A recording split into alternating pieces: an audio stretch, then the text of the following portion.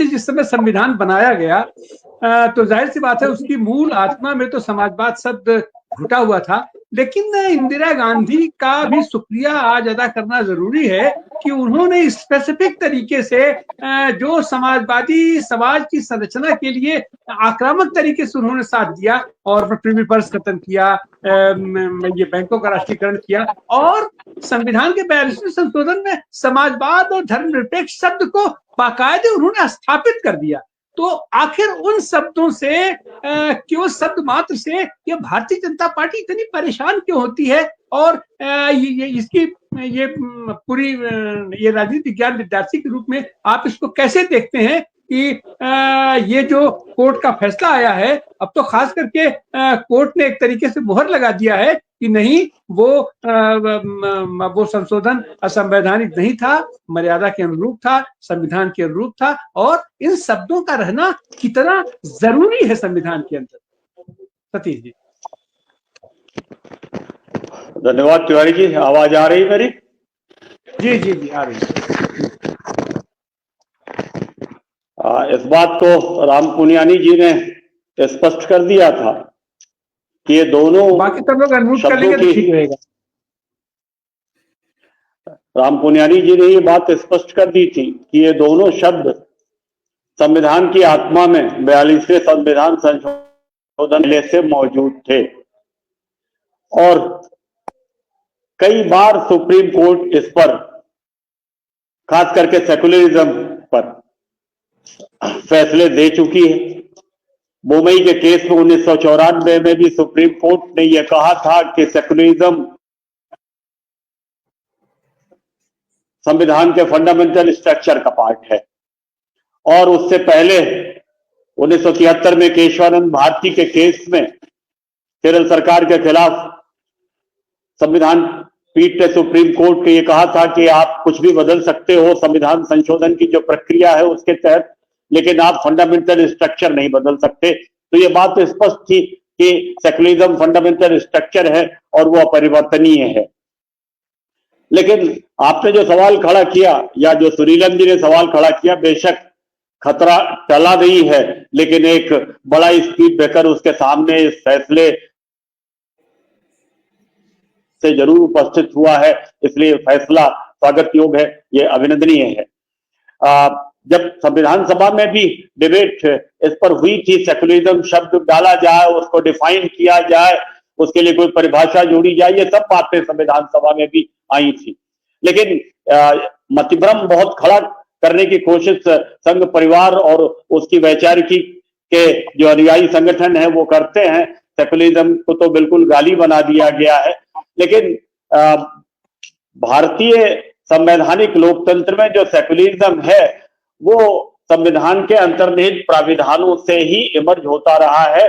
और पहले ये बात कल के फैसले में भी सुप्रीम कोर्ट ने स्पष्ट कर दी कि 42वें संविधान संशोधन से पहले जो संविधान था, जो 1949 में बना, उस संविधान की भावना के विपरीत ये 42वां संविधान संशोधन और उसके माध्यम से इन दोनों शब्दों का जोड़ा जाना नहीं था। तो बात हुई कि इसकी आत्मा पहले से मौजूद थी। अम्बेडकर साहब ने भी खड़े होकर के कहा था कि जब हम समता का अधिकार दे रहे हैं, स्वतंत्रता का अधिकार दे रहे हैं, हम शोषण से विमुक्ति का अधिकार दे रहे हैं, और सबसे बढ़कर जब हम धार्मिक स्वतंत्रता का मूल अधिकार दे रहे हैं, जब हम भाषा, लिपि और संस्कृति के आधार पर अल्पसंख्यक समुदायों को अपनी अस्मिता कायम रखने का अधिकार दे रहे हैं, तो इसका मतलब है कि ये एक सेकुलर कॉन्स्टिट्यूशन होगा और ये एक सेकुलर डेमोक्रेसी होगी। तो शब्द आया था या नहीं आया था, लेकिन 42वें संविधान संशोधन के समय जो डिबेट हुई थी, उस समय भी कोई परिभाषा राधा कृष्णन साहब की सुझाई गई थी राज्यसभा में। पार्थसारथी और खेतान ने ये परिभाषा सुझाई थी, लेकिन कुछ भी स्वीकार नहीं किया गया कि कोई परिभाषा डाली जाए। पहले से जो स्थापित प्राविधान थे उसमें कोई छेड़छाड़ नहीं की गई, न कहीं कॉमा हटा, न कोई फुल स्टॉप कहीं बढ़ा था।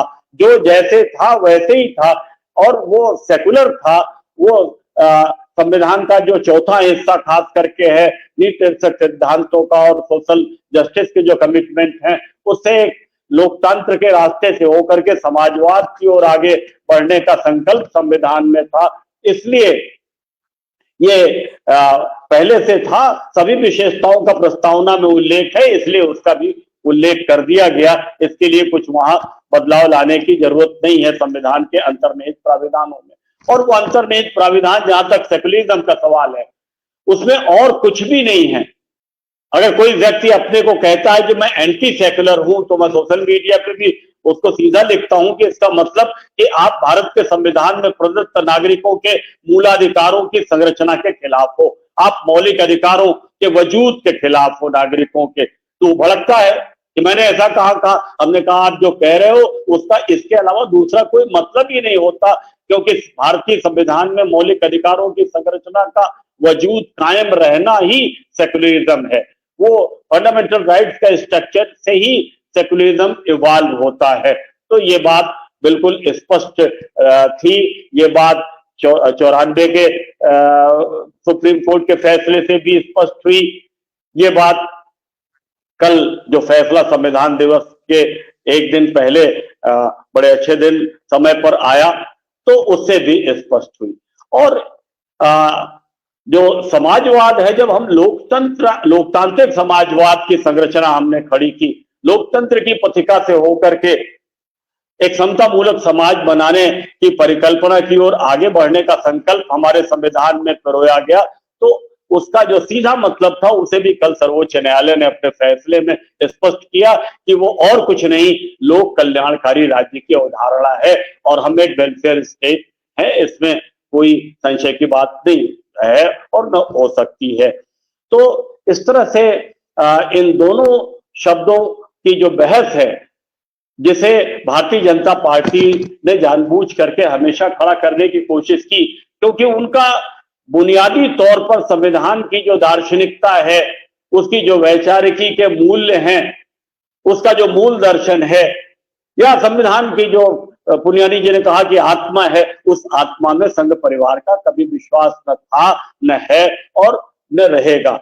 इसलिए वो, और यही दो चीजें बाधक हैं, क्योंकि उन्हें हिंदू राष्ट्र का निर्माण करना है। तो एक व्यापक जो समावेशी राष्ट्रवाद की परिकल्पना भारत की स्वतंत्रता के राष्ट्रीय आंदोलन की वैचारिक विरासत से हमें मिली है, उससे उनकी असहमति लाजमी तौर पर है। और दूसरी तरफ जो फंडामेंटल राइट्स के में रिलीजियस फ्रीडम का राइट है, और खास करके उसमें 25वें अनुच्छेद में प्रत्येक व्यक्ति को अपने अंतःचेतना के मुताबिक आस्था, विश्वास, उपासना का ही नहीं बल्कि उसके प्रोपोगेशन का, प्रचार प्रसार का भी अधिकार है, इस पर उनकी गहरी आपत्ति है। तो इस समुचित संरचना को वो बदलना चाहते हैं। और सेकुलरिज्म के ताने बाने से ही हमारे राष्ट्रवाद की भी अवधारणा साकार होती है कि भारत भूमि, जो पंडित जवाहरलाल नेहरू ने डिस्कवरी ऑफ इंडिया में भारत माता की जय चैप्टर में राष्ट्र के परिकल्पना को परिभाषित करने की कोशिश की है, गांव वालों को समझाते हुए कि जब भारत माता की जय बोलते हो तो अपनी भी जय बोलते हो, क्योंकि इस भारत भूमि के साथ, इस भारत भूमि पर आबाद जो हिंदुस्तान का हर बाशिंदा है, वो मिलकर के भारत है, भारत माता है। इसलिए भारत माता की जय बोलते हो तो अपनी, इनकी, उनकी, हर हिंदुस्तानी की जय बोलते हो। तो ये जो समावेशी राष्ट्रवाद की परिकल्पना है, ये राष्ट्र नहीं आती संघ परिवार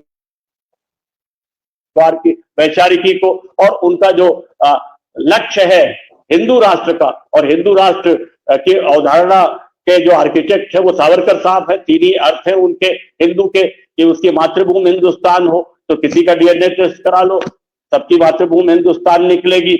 लेकिन बाकी जो दोनों कसौटियां हैं बड़ी खतरनाक है। वो कहते हैं कि उनकी पुण्य भूमि भी हिंदुस्तान हो, यानी वो ऐसे धर्म का मानने वाला हो जो धर्म हिंदुस्तान में पैदा हुआ हो, यहाँ बड़ा खतरा उत्पन्न होता है। और पूरी समावेशी राष्ट्रवाद की परिकल्पना ही फिर इसके आगे ध्वस्त हो जाती है। तीसरे की बात वो नहीं करते, वो और खतरनाक है कि उसकी कर्म भूमि भी हिंदुस्तान हो, तब तो वो फिर वो एनआरआई भी जो है, वो चाहे वो सनातनी एनआरआई क्यों ना हो, वो भी उस हिंदू राष्ट्र की परिकल्पना में नहीं आएंगे। तो उनकी जो बुनियादी सोच है, उस सोच के खिलाफ है ये फैसला। इसलिए ये कहना कि खतरा जो आज की राजनीति में उसका स्याह साया देश के ऊपर मंडरा रहा है, वो खतरा उतरा नहीं टला है, लेकिन एक बड़ा स्पीड ब्रेकर उस पर लगा है और एक सैद्धांतिक विजय हम कह सकते हैं, जो स्थापित विचारधारा आधुनिक भारतीय राष्ट्र निर्माण की और हमारे संवैधानिक लोकतंत्र की, जो दुनिया के सबसे बड़े लोकतंत्र का संवाहक संविधान है, उसकी रही है, तो उसके उस मूल आत्मा की पुष्टि सर्वोच्च न्यायालय के फैसले से हुई है। तिवारी जी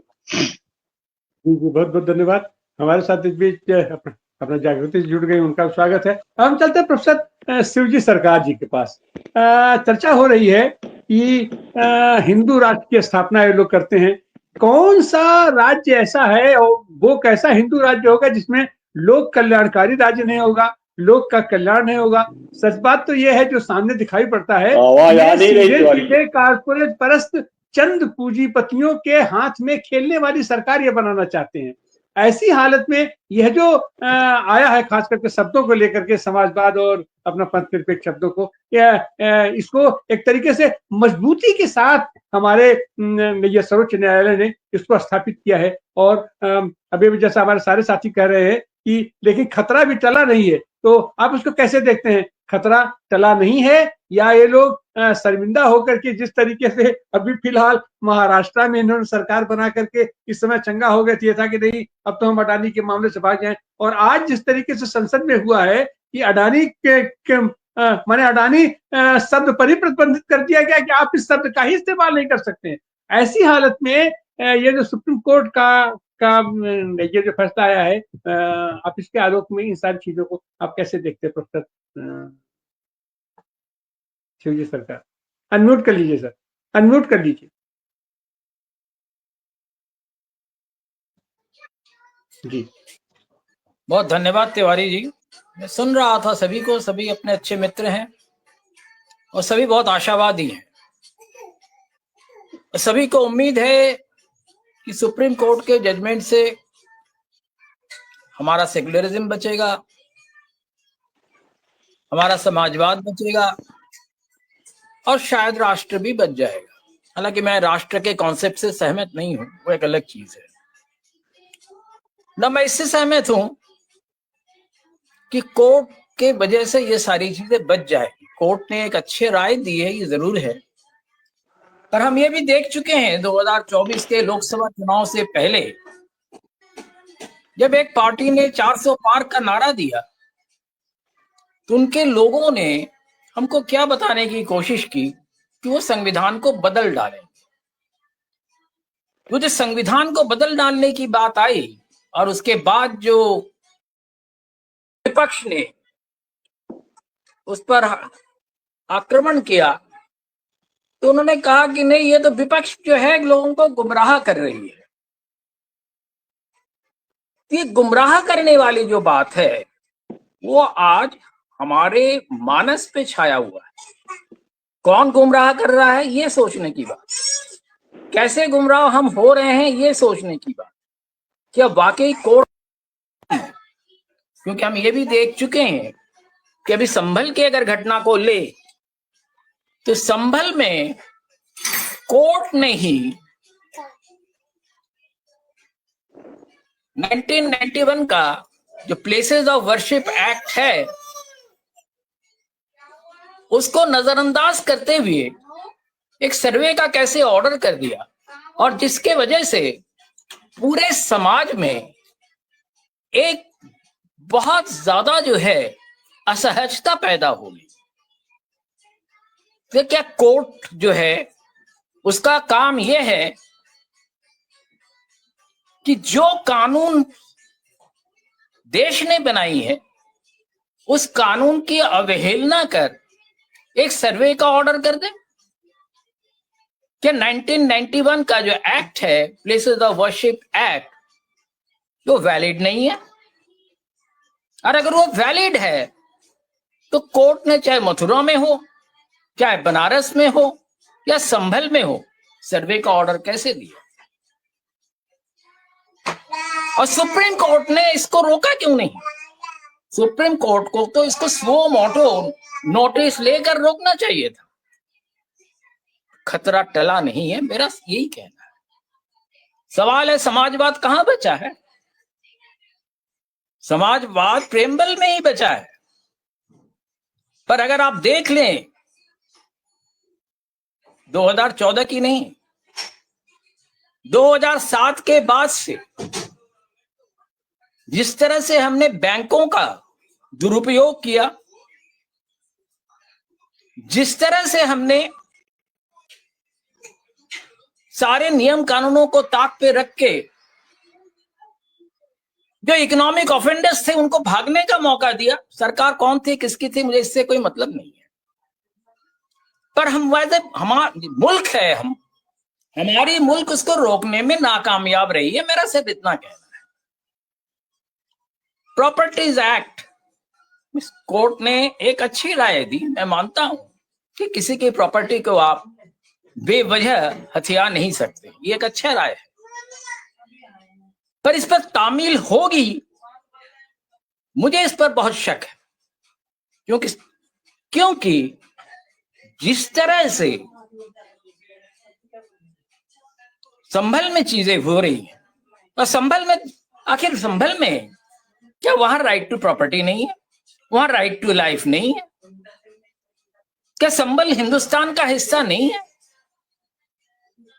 और वहां पे जिस तरह से खुलेआम एडमिनिस्ट्रेशन का एक हिस्सा वहां दंगे करवा रही है।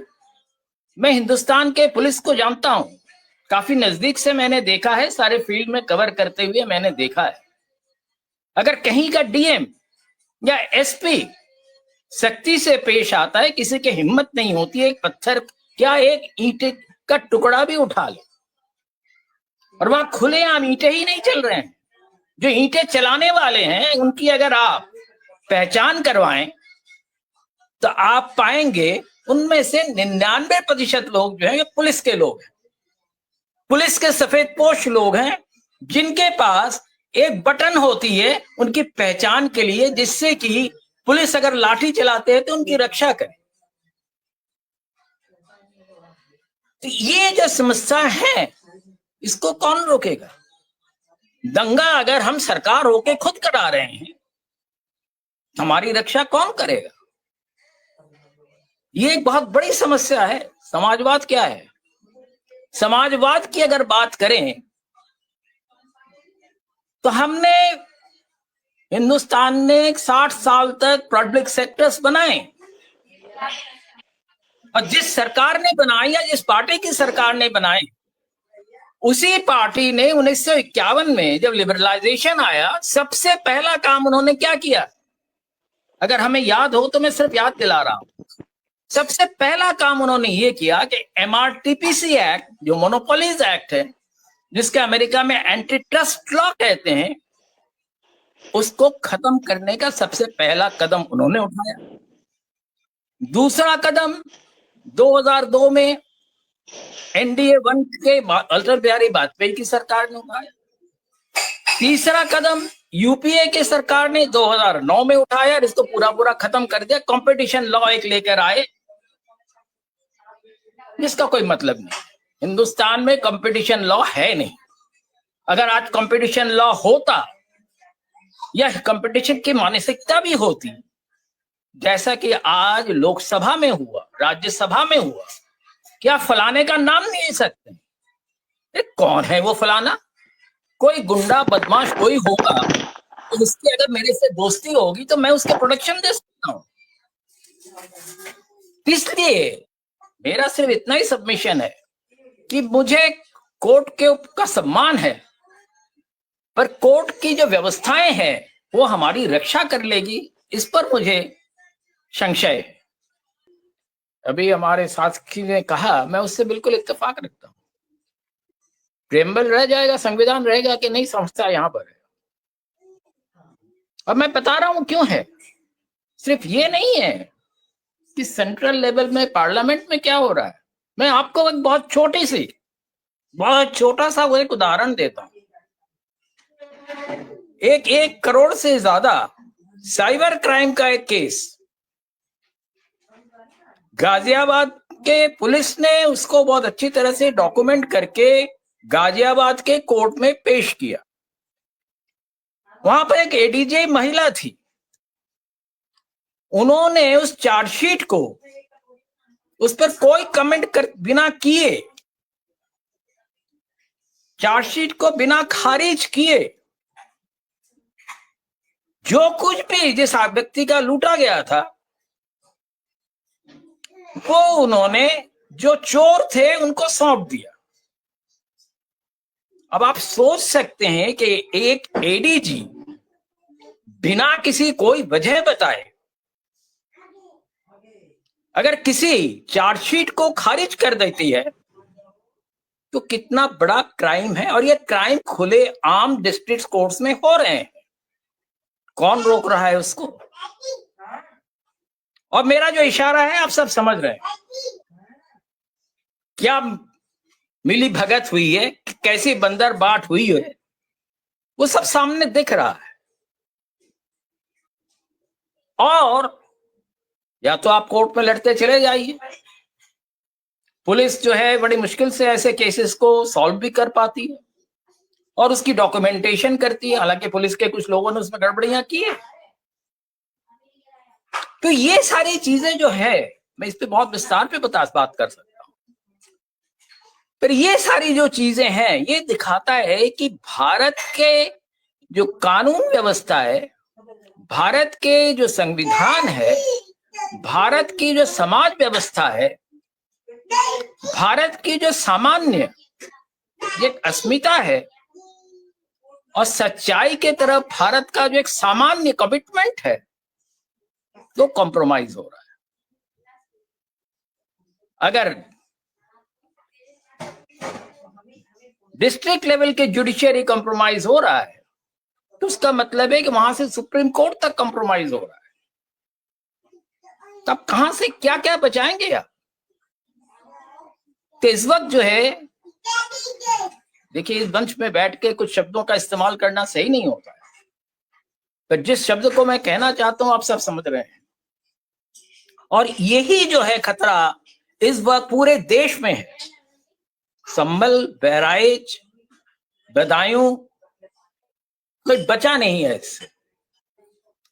यूपी ही नहीं, उत्तराखंड ही नहीं, देश का हर राज्य इससे पीड़ित है जी। तेलंगाना में यही चीजें हमें देखने को मिल रही है।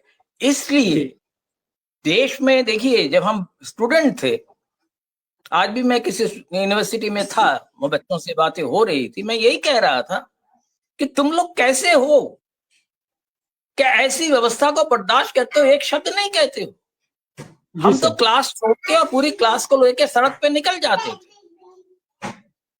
जब तक ये भावना नहीं आएगी हमारे बच्चों में सिर्फ यही आएगी कि आपको पैसे कमाना है, हिंदुस्तान की जो सभ्यता है, हिंदुस्तान की जो साख है, हिंदुस्तान की जो सच्चाई है, वो जाए भाड़ में, कुछ नहीं बच सकता है। मेरा ये दिल का दुख है जो मैं आपसे बयान। जी सर, बहुत